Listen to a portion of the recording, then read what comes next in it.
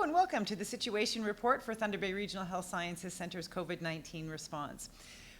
We have had so many team members contribute to our pandemic response, team members that you may not even think of. There are so many different areas that contribute to patient care. And we're taking this opportunity to highlight some of the staff members who have been working through the pandemic and been impacted by the pandemic. And today it's my pleasure to be here with Alison Lester, who's a pharmacist. Welcome, Alison. Thank you for having me. Can you tell us a little bit about your role pre-COVID-19? Sure. People don't always know that there's pharmacists in a hospital, but every drug order that is checked in this hospital goes through a pharmacist and a triaging process. We have 30 some odd pharmacists that work in our hospital and about the same number of pharmacy technicians, making sure we're getting all the medications we need to the patients. So there's a lot going on behind the scenes that you don't see with the doctors and the nurses, but the pharmacists are there making sure all the drug orders are correct and getting the right medication to the right patient, right time. And do pharmacists interact with patients? We sure do. Each pharmacist is assigned a particular clinical area. In particular, myself, I'm the pharmacist for cardiology and stroke. And when I come to work each day, I am responsible for that group of patients. So I have somewhere between 30 and 40 patients each day, and I look after their medications. I go and teach them about their medications when they're going home. If they're on a lot of new medications, we make sure that when they come into hospital, we're ordering the right medications from home, that we don't forget about that piece as well.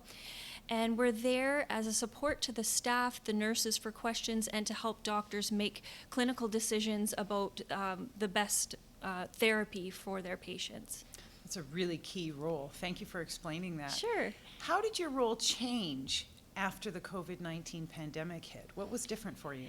So it was different because a lot of our interaction face-to-face with the patients, that was kind of stripped away from us because we had to make some safety decisions that we weren't going to be interacting face-to-face. So we actually, thinking outside the box, started phoning people in their rooms on their cell phones to have conversations.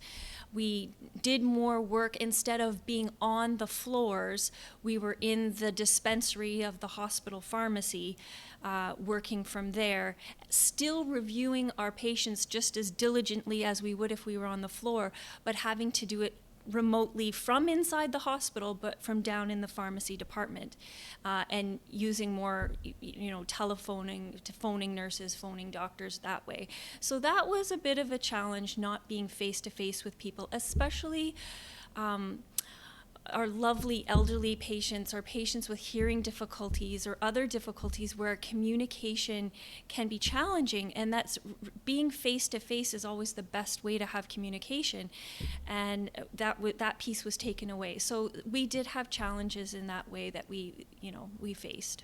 Now, what about medication supplies? We know that because of the pandemic, there were global shortages of personal protective equipment, other supplies, wipes. What about medications? Medications, this was a real interesting problem, the drug procurement. So much in the media, it was talked about personal protective equipment, ventilators, getting these supplies, but no one really talked about the medications needed to keep people on the ventilators, which was such a huge piece. And we didn't have enough stockpiles. We would have run out very quickly had we had a surge of COVID patients. So what we decided to do, because of this challenging problem, we formulated what we called a critical drug shortage committee. And this was comprised of an ICU doctor, the ICU pharmacists, and our managers. And what we would do is we sat down as a team and with consultation with other sites in Ontario, came up with numbers, a hard number of how much of a supply should we bring in? And we came up with the number of 10 vented patients for 10 days. That's all the and we looked at the types of medications you would need. And we made a list of all those medications with that number that we had to in mind to bring in those medications. And from that point, we slowly were able to start bringing the medications in. Now, everybody in the world was trying to get their hands on the same medications at the same time. So this was a challenge. We had to take our time to do it thoughtfully because we did want our stockpile per se, but we also did not want to take more than our fair share because everybody needed these medications. But we were mindful of the fact that we are remote and there isn't another hospital really in Thunder Bay where we could quickly get more supply. So we started with this committee and we started with the drug procurement. And we were quite successful overall bringing in what we needed to bring in. And we are still in a very healthy place should there be a surge. There were other things that this committee did and we put in place. So we also looked at various processes within the hospital that already use these medications. And we thoughtfully went through these processes to find different ways we could use medications to minimize wastage within the hospital, whether that meant drawing up pre-doses from vials to make sure nothing in a vial was thrown away, various things like that. So those sorts of things we've put into place and will remain in place. So some good things have really come out of this in terms of salvaging drug.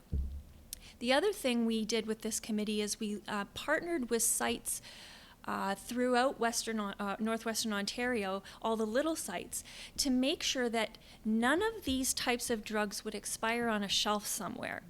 So if, say, Red Lake had some midazolam that's going to expire shortly, we would circulate it through the regional hospital to make sure that we would use it and we would give them fresh supply. So this way the stock was being rotated everywhere. We were sharing and we were making sure that nothing expired. This was really important. And finally, we were in a position in our small site here that we were able to help other sites out in Ontario. So if people were reaching out for help and were really struggling and didn't have enough, say they only had 2 days left of medications for their vented patients, we were quickly able to assess the medications we had in stock and how much we were able to share with them. So I think that's pretty great coming from where we are in the north. That's exceptional. It Those are is good. Extraordinary efforts. Congratulations to Thank you and the team. Yeah. It sounds like that put a lot of extra work on the plate of the team. How did you all manage? We actually managed just fine. We delegated work that we needed to get done. Everybody pitched in. We were working some longer hours, that's for sure, but overall it was just the team came together in an amazing way that it's really quite inspiring. When something needed to get done, it would get done that day. And if people needed to spend the day in afternoons in meetings getting these sorts of things sorted out, other pharmacists would step into their clinical roles and help out. Right. So we were. Thank you for doing all of that Of work. course. That's incredible. How did you feel coming into work? I mean, we saw in the community things starting to close down. There was fear in the community. Many people were not able to go to work for months at a time. But you were here every single day. How did you feel, or your friends and family? Were they concerned for you? I think family was concerned. And certainly at the beginning with COVID, we weren't, I personally wasn't going anywhere near my family because we just didn't, there was so many unknowns. So there was a long period of time where I didn't get to see like my little nieces and nephews, which was very sad. But if I just talk about the work piece, it's something very exciting to be a part of. I mean, it's tragic, it's awful that it's happening, but as a professional, you train your whole life for scenarios where you have to step up, and you didn't mind working the longer hours. You didn't mind you giving 110% because this is very important. This is something that is not the day-to-day. So something we did in the pharmacy department is we knew that if we all work so closely together down there, that if anybody was to get sick, it would knock out a lot of staff, and they're very specialized positions. And really, without the pharmacy department, you can't really run the hospital. So what we did is we took our entire department and we divided it into two. And for 10 weeks, we did not see, we had a team A and a team B. We never saw each other. We never connected, so that if one team went down, we had a second backup team. We switched from 8-hour shifts to 12-hour shifts, where we were doing, 8-hour shifts 5 days a week. We were doing 12-hour shifts, 4 days on, 4 days off. And this came together within the matter of a week. We just switched our entire schedule and the way we did business to make sure that our staff was protected from COVID, so that we could do our jobs for the hospital.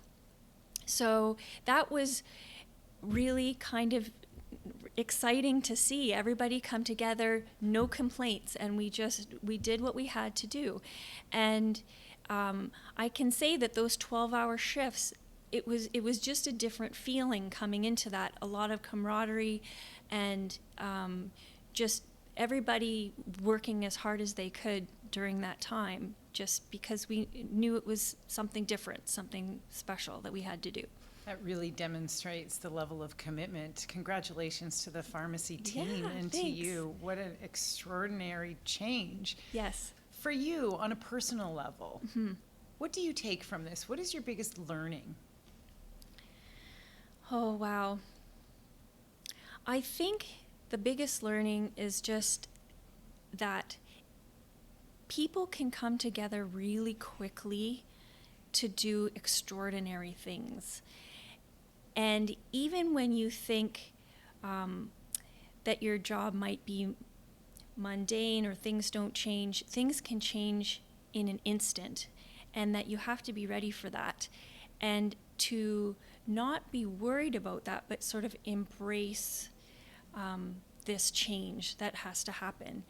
So I think that's what I've learned, is that you need to be flexible, you need to be prepared, and just be flexible, take it as it comes, that things could change really quickly, and that you can rely on your team.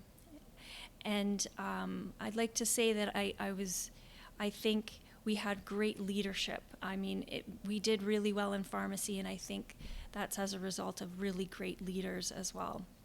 So that I'm very proud of this organization and what we were able to achieve in a short time for our community. I will never forget this part of my working career. Well, we're very proud of you and very fortunate to have you on the Thank team. you. You rose to the challenge. Yeah, we did. Thank you for everything that you've done, Of and course. thank you for always keeping the patient at the center of everything that you were doing. Thank you. We'll see you again soon.